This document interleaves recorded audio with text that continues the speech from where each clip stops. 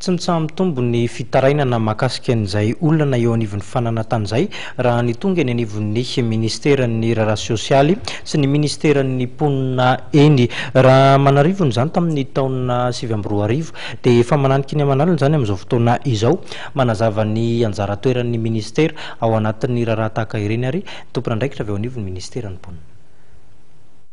Ho anay manokana zao avy ao amin'ny direction-ny affaires juridiques et litigieuses ministère amponina efa misy fitarainana tonga zany eo anivon'le foibe tantananay de tsy maintsy midiny fotony zay sy mampiantso ny rotonta zany amin'ny fanadihadiana rehetrarehetra tokony ilaina.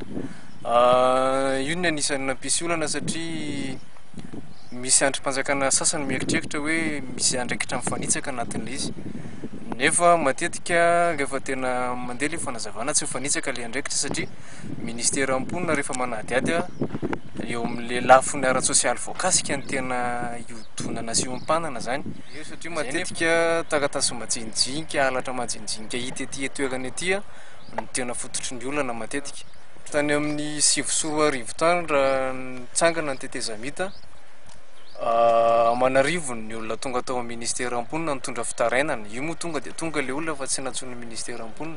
Amin'izao izy tsy amin'ny narivony intsony fa manalinaliny ary raha ny olona voakasika efa amatapitrisa moa amin'ny teny gasy efa any amin'ny 3 millions 4 millions ano any victime amin'izao satria tsy fantatra izy io na efa nisy hatramin'izay fa raha ny antontanisa sy ny daty aloha ny jerena misy affaire efa tany 1960 1970 tany mbola tsy voavahatra amin'izao satria misy didi-pitsarana maro dia maro mahakasika an'le raharaha anankiray dia na le fomba mahana anazy satria misy didi-pitsarana samihafa mifanipaka mifanohatra dia lasa samy manana rariny le olona dia tsy mety miravo na izy hatramin'izao.